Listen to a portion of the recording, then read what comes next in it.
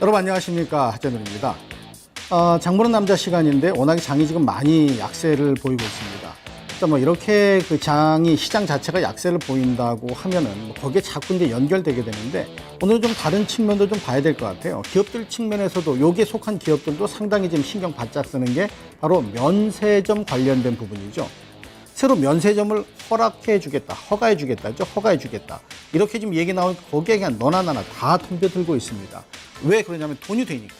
자, 어떤 내용의 뉴스거리가 나오는지 보고 좀 말씀을 드리도록 하죠.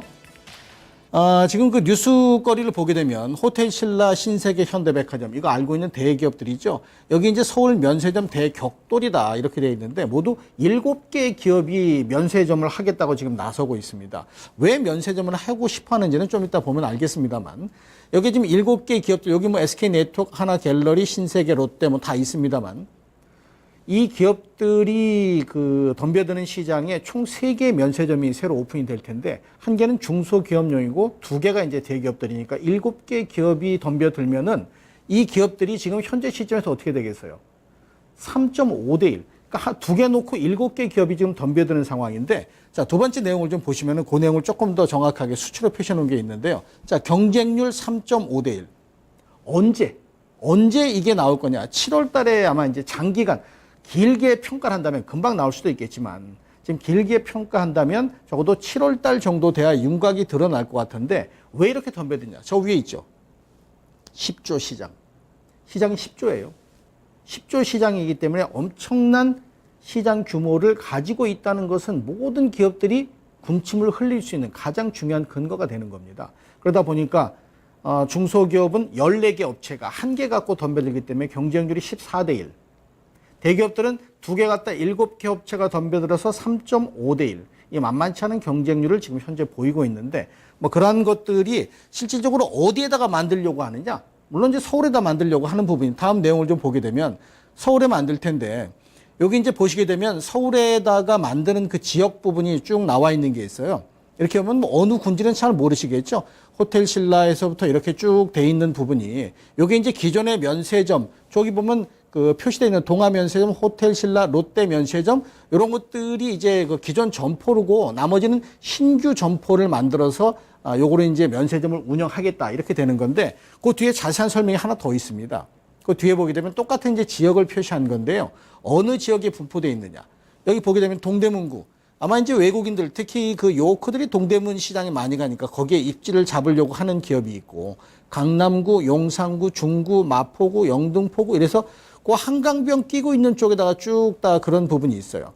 기존에 있는 그 자기들 이제 기업체를 이용하겠죠. 하나 갤러리는 하나를 또 이용해야 되니까. 뭐 그렇게 해서 몇 군데 업체, 7군데 업체가 각기 그 다른 장소에다가 하고, 또 어떤 같은 장소에 하고 해서 이 면세점을 좀 하겠다 해서 7개 업체가 출사표를 던지고 있는데, 과연 이 7개 업체들의 장점과 단점이 뭐냐? 자, 그 부분을 좀 다음 페이지에 보면 나와 있습니다. 여기 보시게 되면은 신라, 롯데, 신세계로 쭉 이렇게 나와져 있는데, 몇 개 업체들의 공통적인 특징도 있습니다만 장점들하고 그다음에 단점들이 있는데, 이 장점들을 가만히 보게 되면 대부분 외국인이 많이 거쳐가는 곳, 외국인이 많이 거쳐서 가기 때문에 외국인들이 접근하는 거, 아마도 이게 이제 또 요커에 대한 부분이 가장 클 텐데요. 그런 쪽에 집중적인 그 포인트가 이 장점의 공통 분모고요. 단점 같은 경우는 조금씩 좀 다릅니다만은, 뭐 교통 문제도 언급되는 게 있고, 뭐 지역적인 문제도 언급되는 게 있습니다만, 일단 장점만 놓고 보면 요커 쪽 외국인 관광객들을 집중적으로 끌어들여야 뭐 면세점이 되든지 말든지 하겠죠. 거기에 공통 분모가 있는데요. 이렇게 되어 있는 부분에서 사실 이제 대기업만 있는 건 아니에요. 다음 페이지 좀 보도록 할까요? 대기업만 있는 건 아니고 몇 개만 지금 추렸습니다만 모두 14개 업체입니다. 중소기업이. 그래서 경쟁률이 14대 1인데, 파라다이스, 하나투어 뭐 이렇게 해서 이제 나머지 그 기업들이 이 중에서 이제 한 기업만 뽑혀서 중소기업 면세점에 이제 그 신청이 나오고 또 결정이 될 텐데, 이 중견업체들이 면세점을 하려고 하는 것은 아까 말씀드린 대로 면세 시장이 10조입니다. 10조. 10조면은 상당히 큰 매출 증가와 기업이 엄청나게 레벨업 될 수 있는 아주 중요한 단초가 되는 거죠. 물건 엄청 팔리잖아요. 많이 팔리고.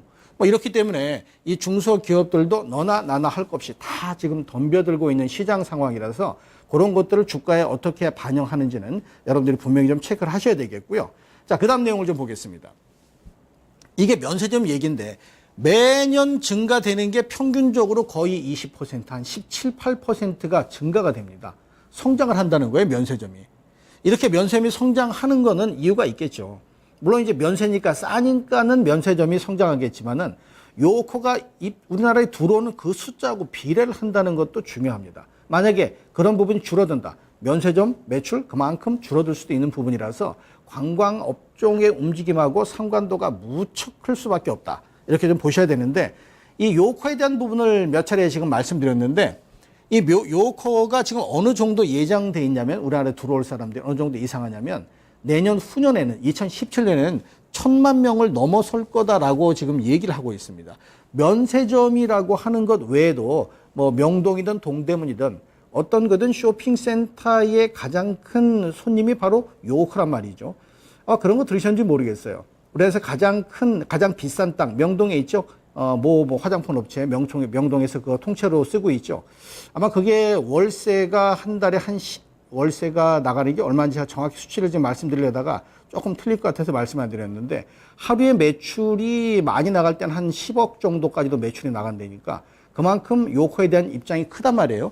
그러니까 이렇게 되면은 이 요코들이 국내에 유입돼서 어느 정도 시장을 좀 잠식할 수 있는 상황이 될 텐데 다음 내용을 좀 보시게 되면은 이게 호텔 신라하고 이 거기에 관련된 면세점의 누적 상황인데요.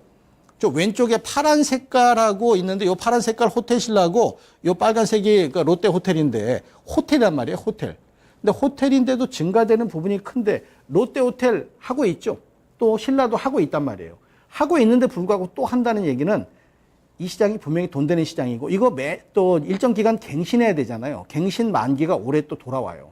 그러니까 기존 거를 혹시라도 모르니까 공격적으로 또 하나 잡으려고 아주 기를 쓰겠죠. 그러니까 그런 부분이 주가에 영향을 미치는지는 분명히 좀 보셔야 되는데 그 요코에 대한 부분을 하나만 더 보겠습니다. 이게 2011년부터 2015년 올해 1분기까지의 중국에 의존하는 한국 관광 시장이라고 나왔는데 무려 44%가 요코에 의존합니다. 그래서 면세점도 마찬가지고 모든 관광 수입 자체가 요코에 의존되고 있기 때문에 면세점 관련된 부분은 요코의 영향력이 절대적이다 하는 부분도 분명히 생각을 좀 하셔야 되겠고요. 그러면 면세점의 승자, 여기 지금 빨간색은 신규 후보지고 기존 면세점은 까만색입니다. 기존 면세점만 가지고 보고 있는 부분인데 워커힐 다 아시는 기존 면세점입니다. 이 기존 면세점에 대한 부분도 이번에 이제 신규 면세점이 7월 달에 결정되고 나면 하반기에 기존 면세점 또 이제 돌아가는 거 바뀌는 게 있을 수가 있겠죠. 그래서 그런 부분까지도 관련 종목은 분명히 체크를 좀 하셔야 돼요. 그래야만 종목에 대한 포인트가 잡혀질 수가 있다는 거 꼭 생각하셔야 되는 거. 매출이 많이 늘어나는 게 중요한 게 아닙니다. 거기서 수익성을 내야 되는. 근데 실질적으로 매출이 느는데 수익이 는다라는 보장은 없어요, 면세점이. 그걸 꼭 생각을 좀 하셔야 되고. 그래서 관련 종목들이 많죠. 지금 나와 있는 건 보더라도 21개가 나와야 정상이죠. 7개에다 14개 더하면 21개가 나와야 되는데 그 뭐 다 볼 수는 없고 해서 하나갤러리, 현대산업, SK네트워크스, 그다음에 중소기업용으로 파라다이스 이렇게 제가 4개를 그룹핑 해놨는데요.